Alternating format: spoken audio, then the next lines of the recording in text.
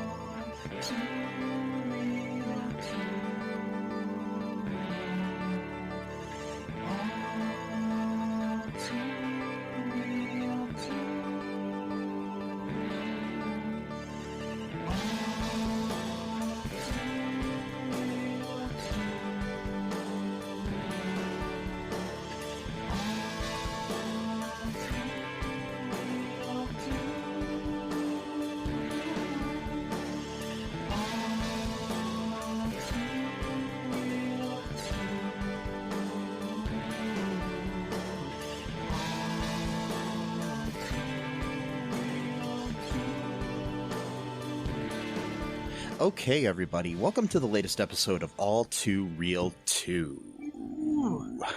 My name is Michael E. Cullen II, and with me, as always, is... Matthew Rambo. Are you Rambo like R-A-M-B-E-A-U or R-A-M-B-O? Yeah. Pick your poison. You just. So you're either a comic book character or a former Vietnam vet who is out for blood. Yep. Yep. One of those two. Okay. Nothing in between. Nope. Or it could be like Son of Rambo, B-O-W, which was a good movie Right. if you've never seen it. Highly recommended, people. Check it out. And report back to me, Mike at cullenpark.com. Okay, anyways. So, today on the show, we are covering the 4th episode of the Disney Plus series, Wandavision. This episode is entitled, We Interrupt This Program, which is an apt title. Mm-hmm. Because we kind of veer off from what we've been seeing in the previous 3 episodes, where we've been stuck in sitcom land with Wanda and Vision. And this, we actually get to see what's going on the outside of Westview. And basically, we start out with Monica Rambeau,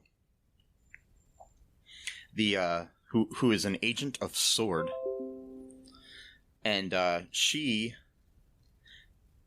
has returned after the blip, or the snap, or the bye-bye half the people.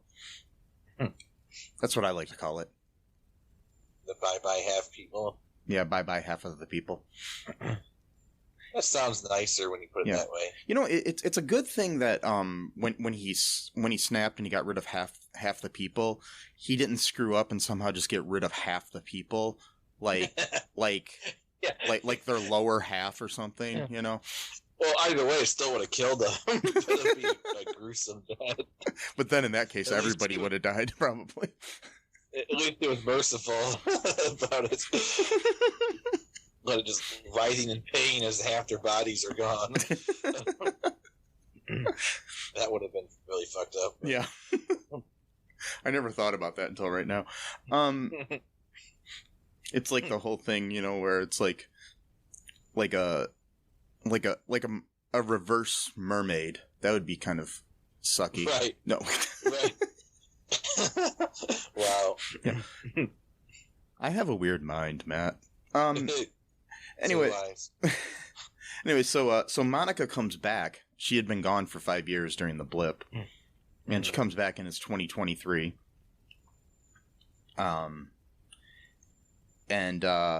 She's at the hospital and, you know, luckily wakes up in the chair that she had been sitting in 5 years prior.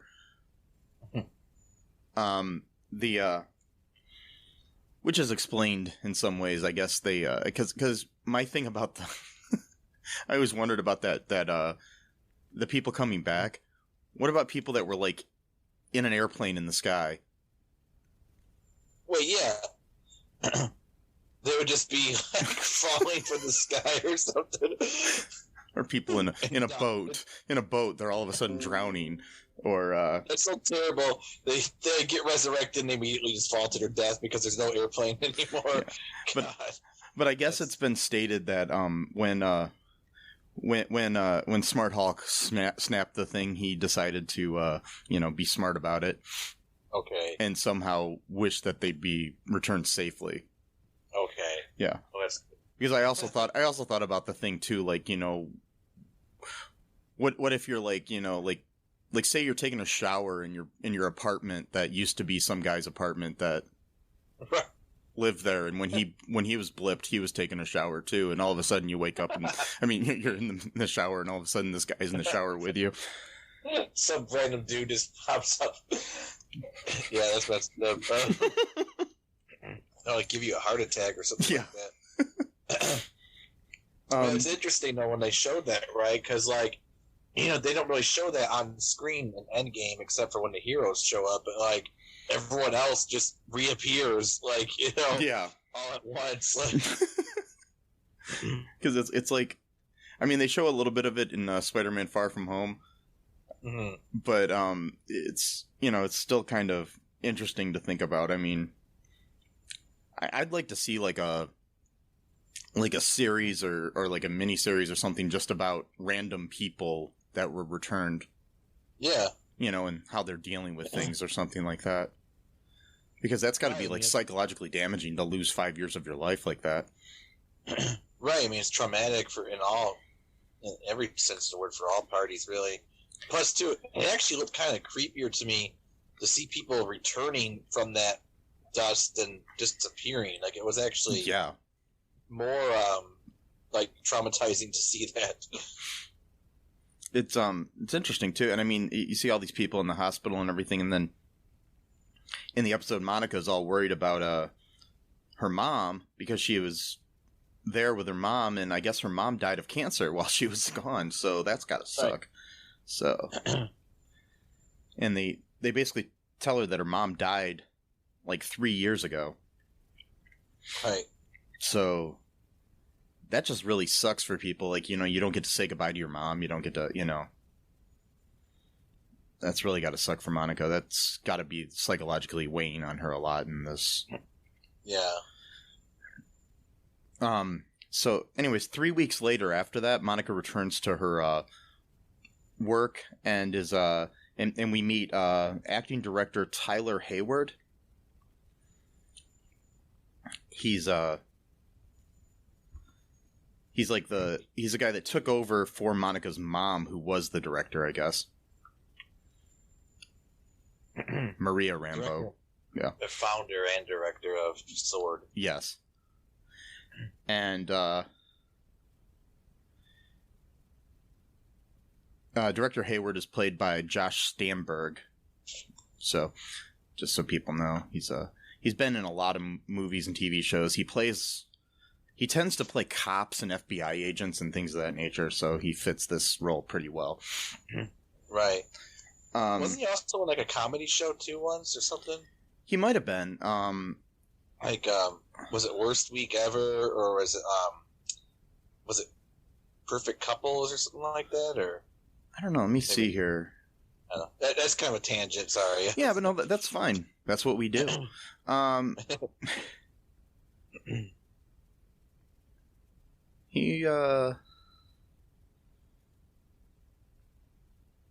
he's played a judge on Law and Order SVU. He a TV miniseries called The Loudest Voice.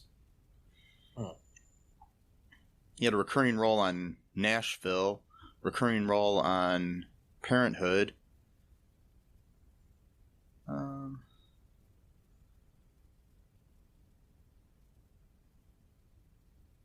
Trying to see if he was in an episode of Arrested Development. He had a recurring role on Drop Dead Diva, which was kind of a comedy. So yeah, I mean, and he had a recurring role on Studio 60 on the Sunset Strip. But yeah, he has played a lot of lieutenants and judges and agents and things of that nature. All that, so all that jazz. Yeah. Cool. Yeah, and he's been acting since 1994. So there we go. Okay, so so like I said, okay, now we Director Tyler Hayward sends her to help out FBI agent Jimmy Woo, who we have previously met in Ant-Man and the Wasp, who was the agent assigned to Scott Lang, played by Randall Park.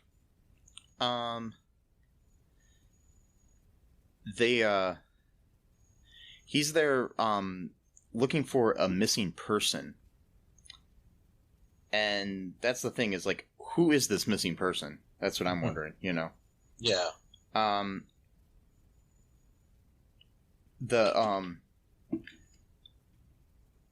main thing here is so they go to the outskirts of Westview here, and there's a couple cops there. There's like a hexagonal static field surrounding the town. There's some cops there, like sheriffs or something, and they are convinced that the town of Westview doesn't exist, but there is a town called Eastview. So, some kind of mind control over them or something. Right, and they're just standing there at the edge of town, literally, and like there's a sign that says Westview right next to them. Yeah. And they're saying that no such town exists, and they're like, oh, who are these jokers? And, you know, it's like, dude, like, you're literally standing next to a sign that says Westview. Which makes me wonder, like, why are they under this mind control and Monica and Jimmy aren't? Yeah, they didn't really. Well, they said something like, we have some kind of connection to it, or could sense the town, or something like that. Yeah. For some reason. It makes you wonder, like, why all these people, like, at Sword can, you know that the town's there and other things, you know. But, interesting, yeah, I don't know. So, anyways, yeah, I'm still just wondering who this missing person that Jimmy's after is. But, I guess we'll find out eventually. Yeah. So, they send in a drone. Monica sends in a drone, which we later find out turns into the helicopter that Wanda had found in the second episode in her front yard. So, so it's interesting. Like the drone she sends in is like in Captain Marvel colors too, which is kind of interesting. So she sends that in, and they so what happens now then, Matt? Well, she sends it in, and then you know it goes into static and disappears into that energy field. So then Monica goes to walk up to it, and she kind of sticks her hand into it a little bit, and says what it is, and she, you know, Jimmy's like telling her, like, you know, be careful, and she keeps, you know, sticking in farther until she just gets totally pulled into the town. And then that's when Sword now is taking all of their people to go find Monica, see what's going on with her, and Monica just becomes part of the show, so to speak. And you had I forgot her name. She was in Thor, the character in Thor. Oh, Darcy Lewis.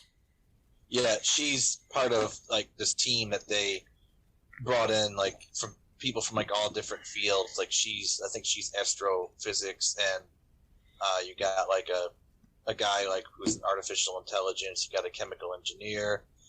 Pretty much just covering all bases, try to figure out like how to get into this town or figure out like what's actually going on there.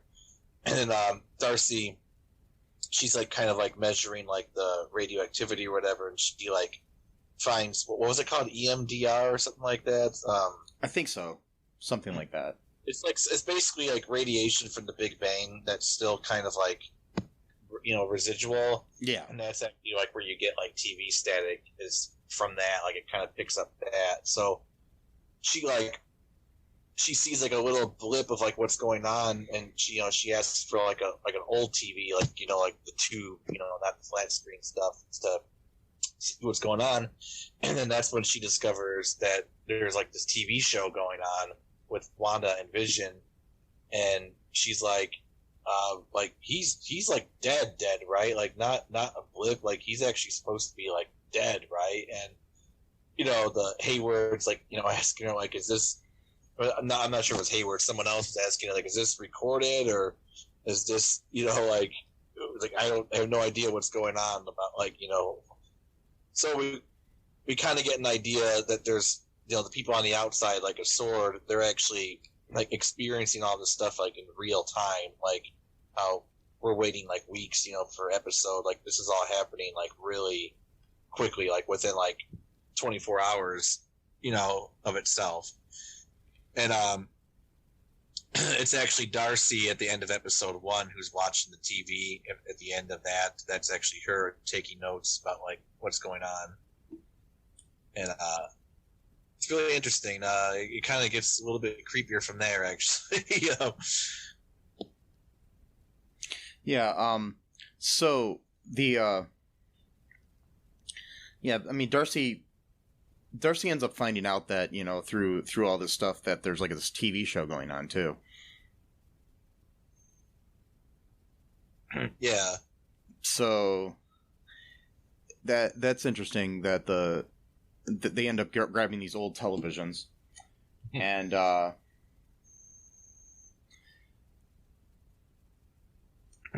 yeah. So Darcy had used this spectrum analyzer to figure out that there's some kind of broadcast coming through,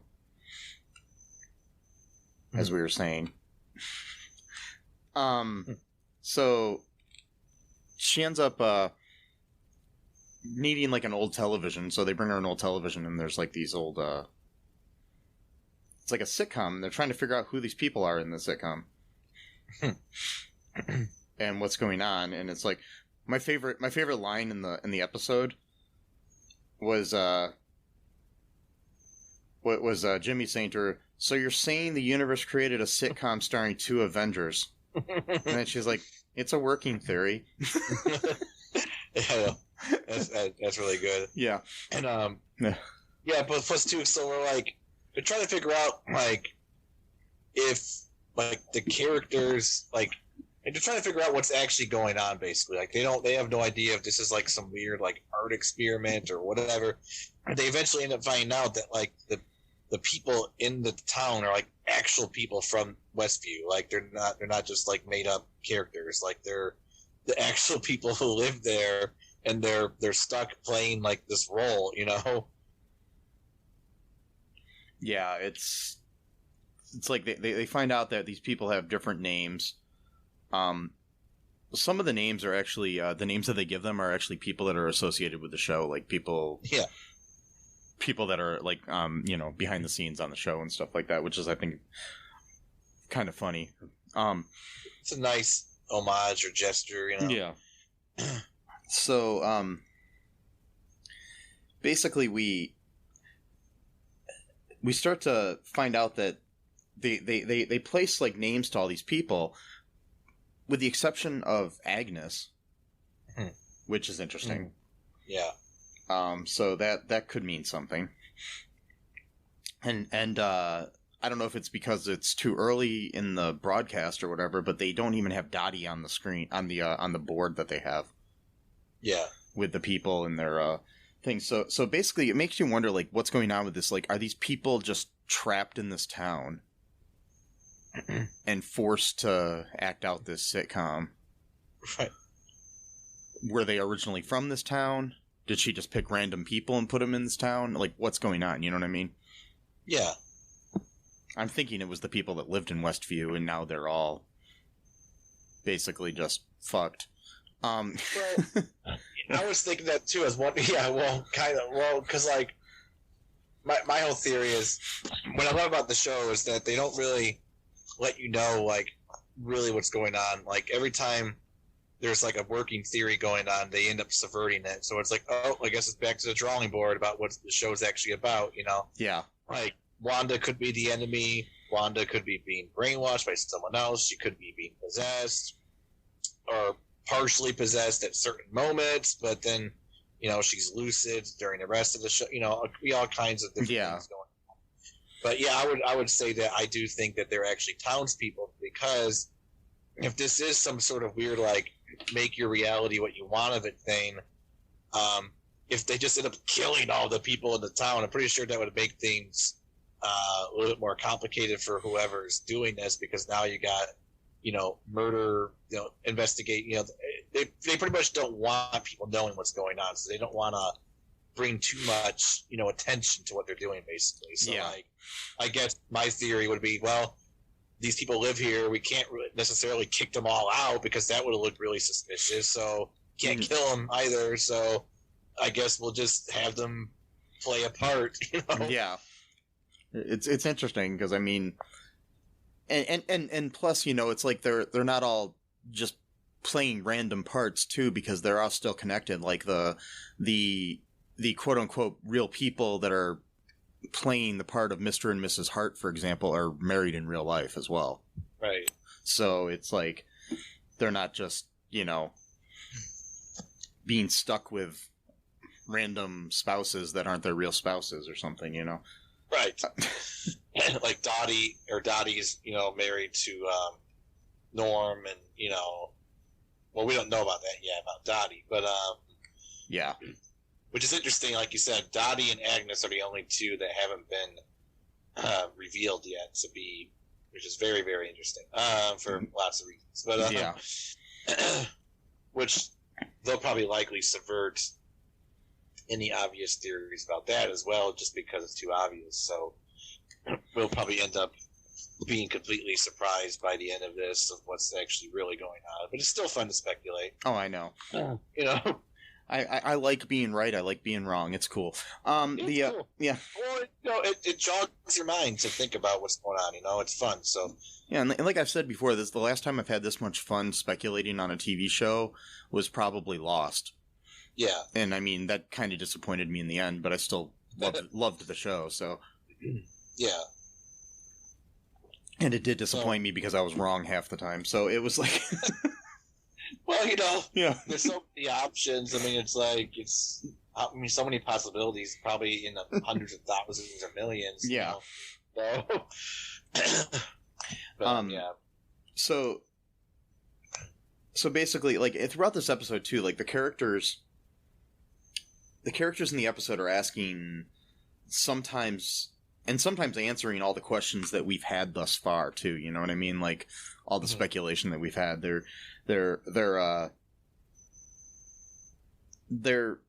talking about things like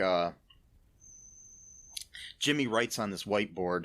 The things that I saw that he wrote is why hexagonal shapes? Why sitcoms? Is Vision alive? You know, these are things that we're all asking, you know? Exactly. It's funny. Yeah. Yeah. It's like, that's what they're doing. Literally like, here's all of your questions. We have the same questions. So yeah, we're all doing this together. And, do you want to take a quick break here and then we'll come back for, you know, just to talk more about this, what happens in the episode? Yeah, sure. All right. We'll be right back, folks. It's the ninja from the Ask the Angry Ninja show saying, come listen to the show. We got the ninja wife to give you your movie reviews. We got the conscript to give you the ninja news. And we got the battle to talk about your sports. And as always, it is the Ask the Angry Ninja show. So ask me a question, we'll give you the ninja knowledge you need for your ninja life. Search for us anywhere you get your podcast from. Just search for the Ask the Angry Ninja show and enjoy the show.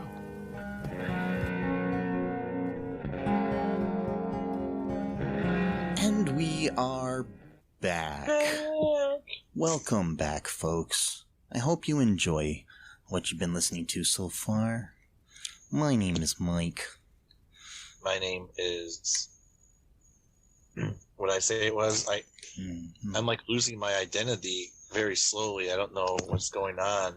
Well, Almost like people in the town, who have like a very fledgling understanding of reality and only get little spurts here and there, but then, they get back into the program. maybe you've been replaced. Oh, God. Oh, no. Not. So, anyways, back to the show. Yeah. There was, so they're watching the show on these TVs and stuff, the little sitcom that we saw, but there are certain things missing here and there that we didn't, like all those things, those times that, Wanda was, kind of fucking with things. Mm-hmm. It just kind of skips ahead in the show. Darcy and everybody can't see that. Right, exactly. Like when we're watching that, like they're seeing like the exact same thing. Like, well, no, they're not. We're like, yeah, exactly. Like, you know what I mean? Like when when Vision was like in the last episode was like saying like, yes, I think there is something wrong, and then like it just like goes back to like that same scene all over again. Then he says like the correct line or whatever, But yeah, like when Darcy's seeing it, they just see that disappearing. Like, what the heck's going on? Yeah. Like there's footage missing from the episode. Which is kind of interesting. There's they sent this we find out about the beekeeper guy a little bit. They send in a one of their agents, even though Jimmy was kind of protesting the idea of this. They send one of their agents in, and he's in a hazmat suit, but when he enters the town, it turns into a beekeeper's outfit. So kind of like how, it seems like everything changes, like Monica's clothing changed when she entered in the town, Yeah. And the drones change into time period type things, like a toy helicopter and whatnot.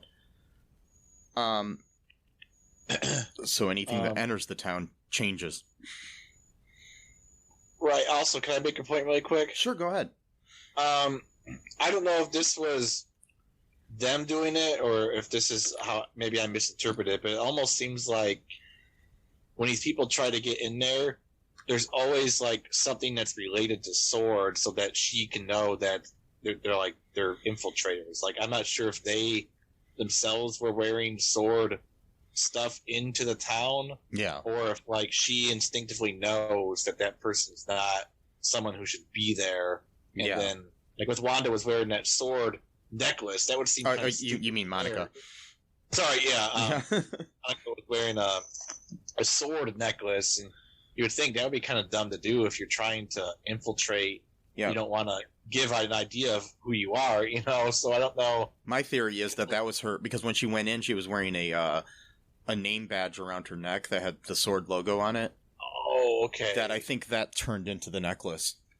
Okay. And then the beekeeper guy, he had a Sword logo on his back of his hazmat suit.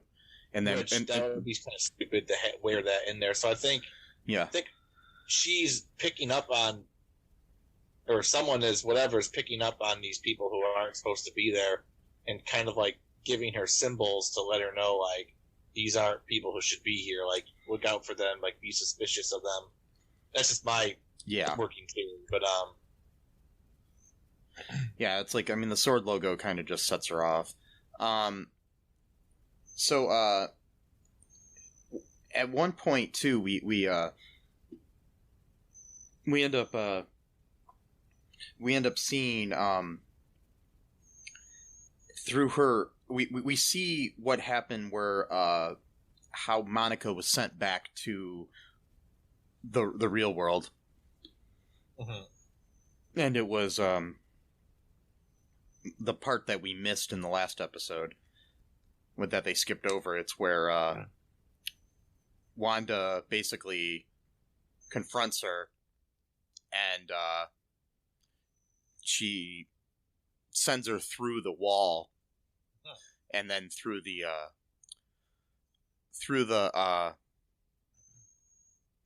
big bubble that's around the whatever you want to call it. Right.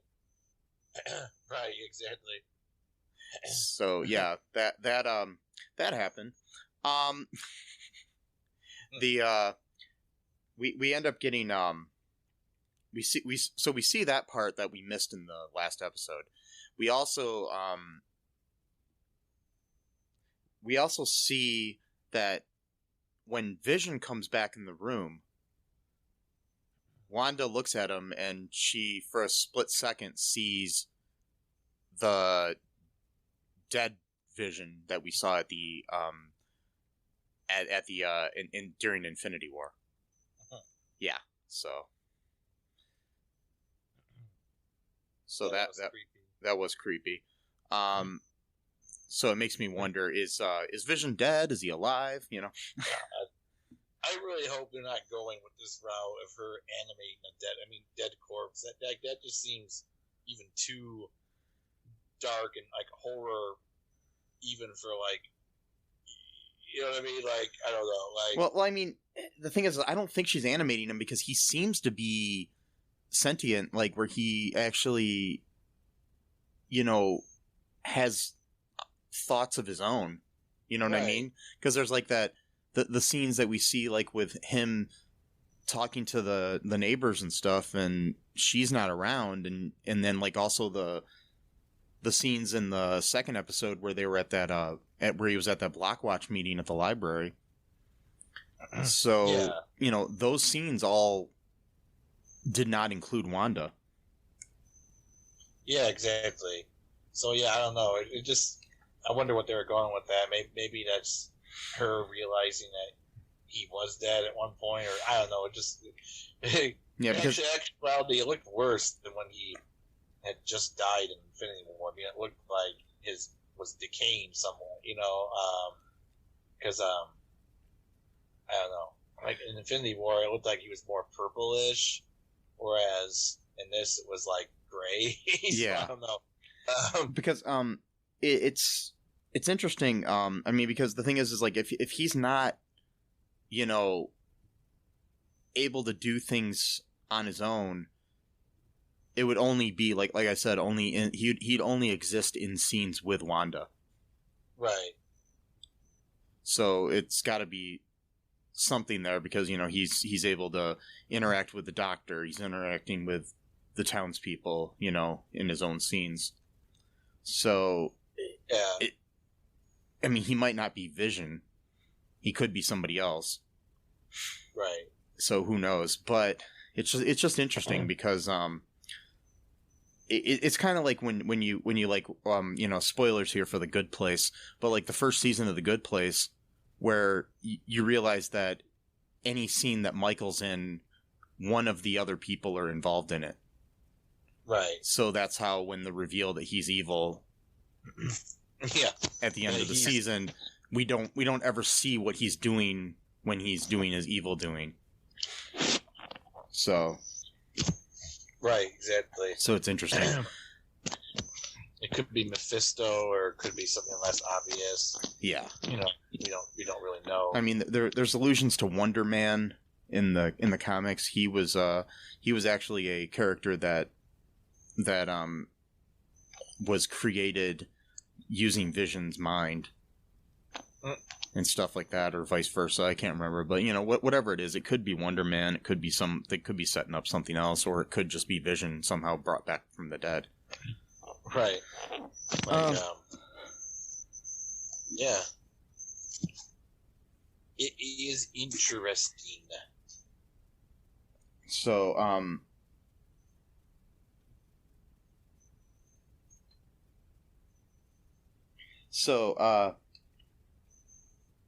my question here is, though, like when Monica was sent back out, I had the same question last week. Mm-hmm. Her clothes don't change from the 1970s clothes that she was wearing in there. Right. So I'm wondering about, like, when we catch up with her next time, is it going to be that maybe we don't know, like maybe she's somehow still under a brainwash or something of that town, or something like that. I also think she might have encountered, like, when she might be gaining powers because of this too. Right. And it might be becoming Photon, which was also the name of her it was her mom's nickname, but that's also the character that she is in the comics. Yeah. So. Yeah, no, it's interesting. Because if she did that, I mean, she didn't choose to do that, but like, it's kind of scary implications about that though, because like, if Wanda can do that, then that means that she can also affect the reality outside of Westview as well. So that could be like scary in a sense of like being able to expand this reality outward somewhat, not just contain it inside, their little border that they got set up. Yeah. That's kind of, maybe they'll go into that a little bit for the rest of the series, but yeah, because you said too last week about the pants she was wearing were like fish, and then you said something about haddock. Yeah. It's a type of fish. Yeah. So I don't know. I mean, it's interesting to see what the reasoning behind her clothing not changing is.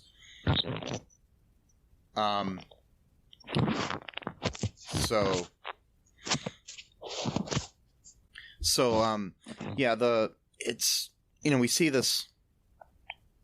I mean, her clothing doesn't change. I just don't get that. That's what I'm just trying to figure out what's going on. I mean, I'm wondering if, like, once you go into that town, if something happens to you. You know what I mean? So it kind of has me worried about all the people in there. Like, are they going to be fucked up for the rest of their lives, or what's going on? Probably. Yeah. Or like you said, maybe this plan will backfire somewhat, and like it will give them powers. So whoever's controlling this, they might end up inadvertently creating, opponents for themselves by doing this. Like, yeah, Monica might become Photon by Wanda expelling her. Yeah, because I think with maybe with something with Wanda's magic kind of happening there, that maybe she is creating that, and now she's going to be stuck as a I mean, not stuck, but like gaining powers. So and when she comes out, we end the episode with the music Voodoo Child, which is interesting. So yeah, there's that. Voodoo Child. So it's like, who is the Voodoo Child here? Is it Wanda? Is it the actual children? Or also too, I thought of the whole idea of a voodoo doll, which, where you basically control other people via that. That made me think of Vision's dead corpse again. Is she controlling? But like you said, it seems like he has a consciousness outside of Wanda, unless she herself is just controlling him from afar. But like, what would be the whole point of creating a false reality where every single person in the town is just like a marionette, and you're just like telling them what to say to you? It doesn't really seem worth it, really, Yeah, because I mean, I don't think that they're marionettes. I think that they kind of know what's going on, but they're also afraid. It's almost like that Twilight Zone episode that people talk about all the time. In relation to this, where there was the little boy who controlled a whole town in Ohio. Right. Where, people were afraid of him, so they all acted, good because they didn't want to upset the little boy. Right. And he just did whatever he wanted, yeah. Yeah. Could be that, too, like when you said, too, like when Mr. Hart was choking and she kept saying, stop it, and, like, laughing, because, like, looking at Wanda somewhat, it was kind of like almost her way of pleading, but at the same time trying to, keep on a happy face, to play along.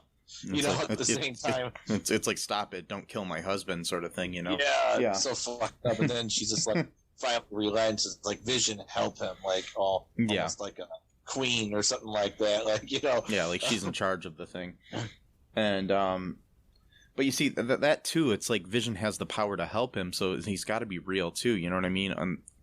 Because I don't think, unless it's somehow a marionette that she's controlling, I don't know. I don't think she's controlling him, though. No, I don't either. Because he seems like he knows what's going on. He's playing safe to try. I think because Vision, one of his powers is he's able to acquire so much information and interpret it. So he might be basically taking all of this in bit by bit to try to figure out, exactly what is going on, and he's kind of revealing it piecemeal to Wanda, like giving her these little hints, like, I think something's wrong, or we can leave. We don't have to live here, type of thing.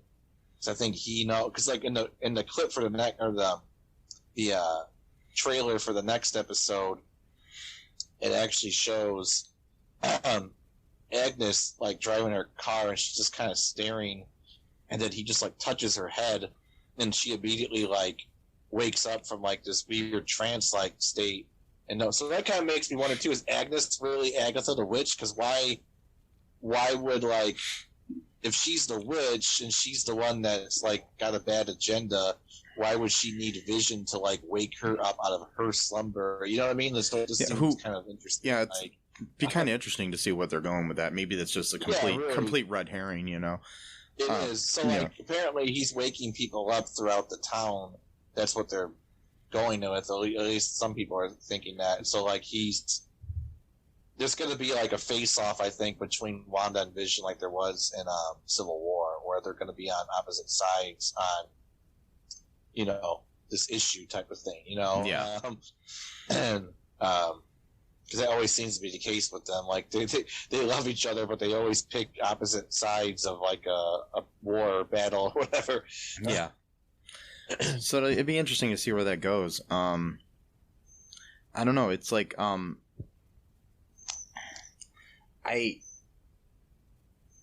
really just want to know what's going on. But I'm glad that we don't know right away. Yeah, good. Yeah.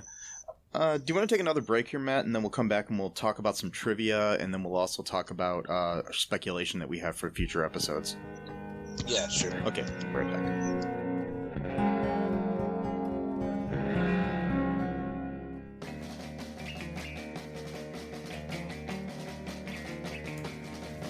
What is Gen X? What is the silent generation? What do generations have in common? Hi, I'm Trish the Dish from the Gen X Voice podcast, and I invite you to listen to conversations I have with folks from different generations, backgrounds, beliefs, and experiences in an attempt to see what connects rather than divides us. Even though Gen X has been called slackers, Karens, or not mentioned at all in some cases, we are the bridge generation, so I feel compelled to do my part to destroy ageism by bringing all these voices together. And, as a bonus, each guest gets to answer some 80s questions at the end of each show. So download and listen to Gen X Voice today on Apple, Spotify, Amazon, or wherever you listen to podcasts. And let's see how much we have in common after all.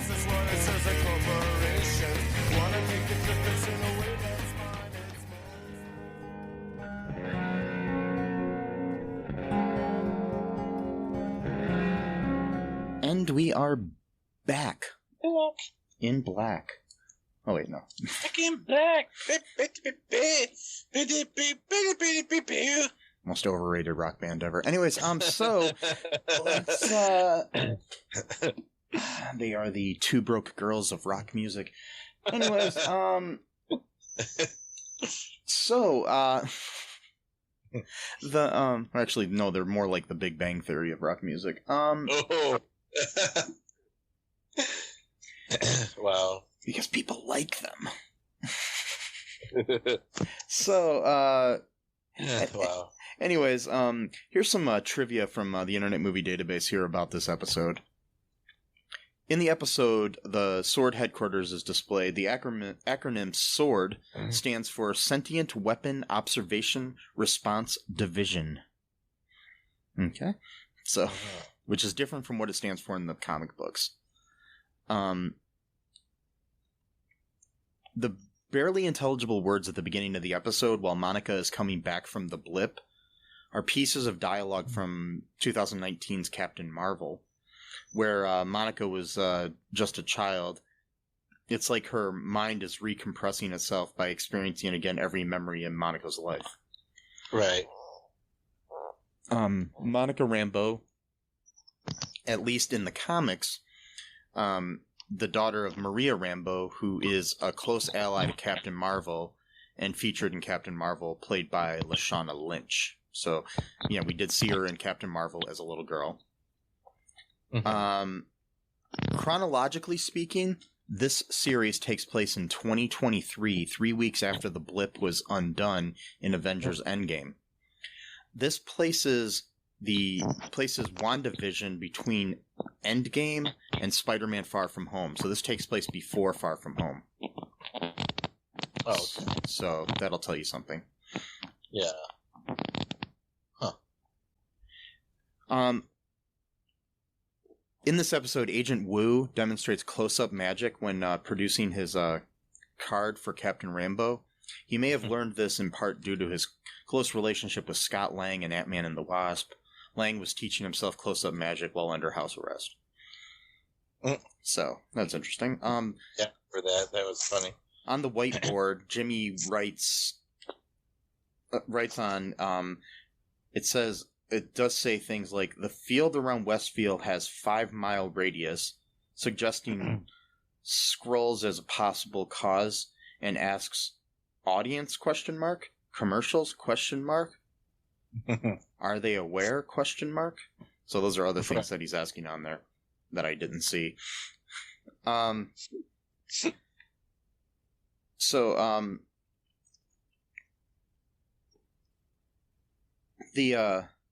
In the blip, people reappearing look like prisms and cubes getting put together.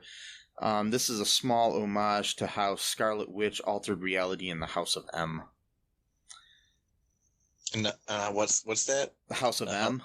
That is a comic book that people are saying a comic book storyline that people are saying this is very much influenced by. Yes. Kevin Feige responded to a question regarding everyone appearing from the original blip. For example, if people were mid-air during the blip, oh wow, this is answering what we were talking about earlier. Mid-air during the blip, would they just fall when they came back? Feige has since responded saying that Professor Hulk would account for this and make sure each person would return safely. This would account for some rematerializing in safe environment and not dropping from the sky or even exactly where someone is standing, sitting, etc. In the beginning of the episode, each person seems to be returning just out of everyone's way, more or less. Which makes sense, too, because, it'd be interesting if you were standing in the exact spot that somebody else is standing now. And then you reappear in the blip, you can't occupy the same space. Your bodies would like mingle into one and then just feel crazy. Yeah. See, Professor Hulk knew what he was doing. He's a smart guy. So yes. So Darcy finds TV waves superimposed to cosmic microwave background. That's CMBR. Mm-hmm. The radiations from the Big Bang, not the Big Bang Theory, but the TV show, but the Big Bang, still reverberating today throughout the universe. It helps grounding the physics of what's happening into somewhat reality. if you think the Infinity Stones were created during the Big Bang and Wanda got her powers from one, it makes sense that they would have similar signatures. Right. So yeah. So yeah. So that's what we got. Like, do you have any speculation as to what you think is going to happen in the next episode or so? Yeah, I mean, I think that Vision's going to become more conscious of what's going on, because each episode he seems to kind of get a little bit more of an idea, and it lasts longer each time too. Like the first episode was like maybe a second, and then it seems like each episode he kind of remains in that state before Wanda like reassures him that, you know, she's got everything under control, which is what she said right before Voodoo Child started the play. And then like it's interesting because Vision, like he looks like kind of concerned, and then like after a second of that, he just like has like this forced smile, like sitcom smile, as he walks, you know, behind her and to watch TV with her. And then like for a split second, it almost looks like he actually looks into the camera to us, the audience, and has like this look of like concern on his face. Like, kind of like a help me sort of look. Yeah, almost. Like that's what it looks like. Almost like she's holding me captive, or she doesn't know what she's doing, or, you know. So I think, like I said before, I think like with Civil War, I think he's gonna try to convince her first, just like he did in Civil War, to join his side, and, you know, because he doesn't want to go to war with her, obviously, because, you know, he's like, that's his wife essentially. Yeah. But I think if, you know, she's gonna say no, so then he's gonna just start doing things on his own to let people know like what's going on in the town, like try to wake up enough people to what's really happening, which again, it might not even be what we think is actually happening. It could be because like when Wanda expelled Monica from the house, from the world, yeah, it looked like for a split. Okay, so for one thing, she like cocked her head and she just looked really, really evil. Like all of a sudden, I mean, like I can understand being angry that someone like brought up a subject that you don't want to talk about or whatever, but she looked genuinely like evil, like a completely different person just took over all of a sudden. Yeah. And even what she said was interesting, where she said, "You're not my neighbor. You're definitely not my friend. You are a stranger and an outsider, and I want you to leave," or something like that. A stranger and outsider. That's an interesting phrase, because it doesn't sound like that's something Wanda would say. It sounds like something someone else or something else would say. You know. And then after she expelled her, it looked like for a split second, Wanda like looked down on her hands, like she didn't know what she had done, and then all of a sudden she went and repaired the damage, you know, the house or whatever. But then after that, she went into the whole "I got everything under control." So it's like, did she know what she had done, or did she not? You know, who knows? That's their way of kind of fucking with us, you know.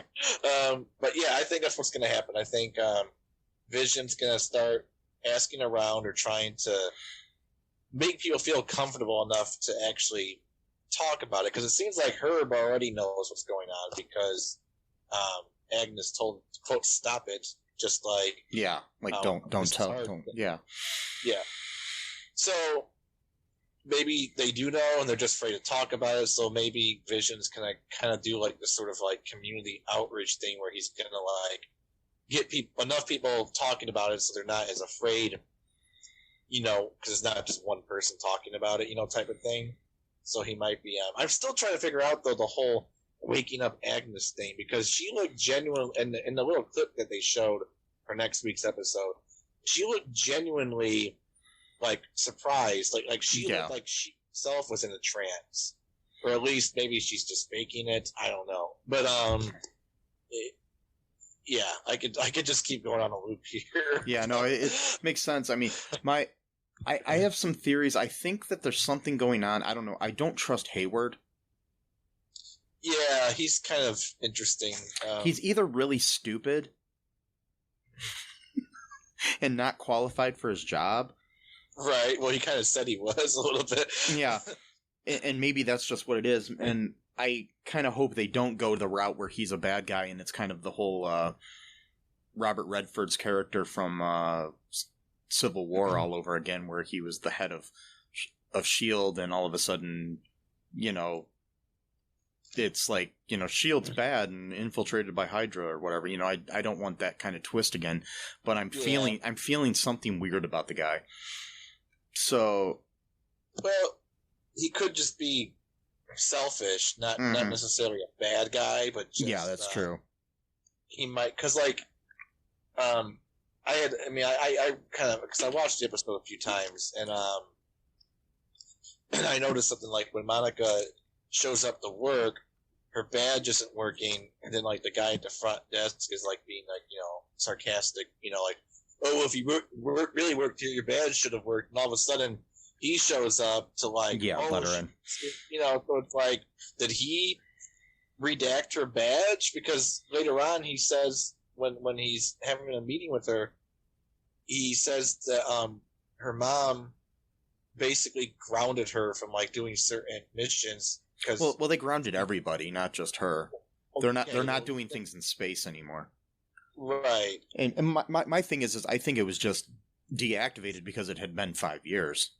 Oh, okay. You know what I mean? Yeah. So like it's like they probably deactivated anybody that disappeared badge because their badge could still be here even though they disappeared.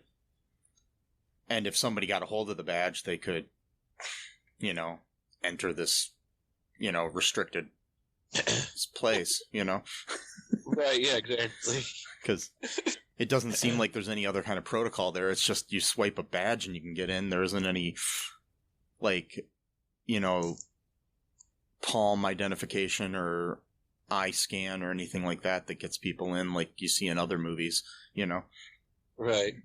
So, yeah, and I mean, that's my main thing is I just don't know about this guy. I mean, hopefully he's a good guy. Hopefully he's not bad. And they're just kind of throwing us off here. The other thing is I really want to see Jimmy and Darcy end up together as a couple. Yeah. I like their chemistry together. I like it. I'm digging it. They have good chemistry. Yeah. That's all I got. I don't know. I mean, there's a lot of things I could speculate about, and I think you covered most of them. But yeah, that's basically all I've got here. Anything else before we sign off here in the universe of our television? No, I think I'm good. So, make sure you check out our other episodes. If you're just listening to our WandaVision, breakdowns, we've got some cool episodes. We just released a episode with an interview with Jonah Ray, which was really fun, from Mystery Science Theater 3000 and The Meltdown and other numerous things. It was really fun to talk to him. So make sure you check that out. Got a lot of cool movie reviews and things of that nature. A lot of bad movie reviews. So, if this is your, only interaction with our show, hope you check that stuff out. Tons of stuff. Yeah. Comment on our show. Let us know any of the speculation you have. Send me anything you want to mike@cullenpark.com. Or, on our Facebook page. Check out our Patreon. Follow us on the social meds, then the web and the social meds, and make sure you wear a mask, people. This thing hasn't gone away yet. Unfortunately, no, it hasn't. Wear a mask, wear a condom, and oh boy, not again. Anyways, be kind to each other. Be kind. Rewind. Don't litter. Help old ladies cross the street if you can. Sure. Yep. Do good. Yep. And, for now we are signing off.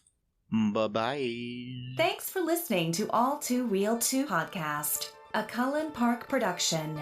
Produced and edited by Michael E. Cullen II. Music by Matthew Hawes. Subscribe and share the show. Visit us at cullenpark.com.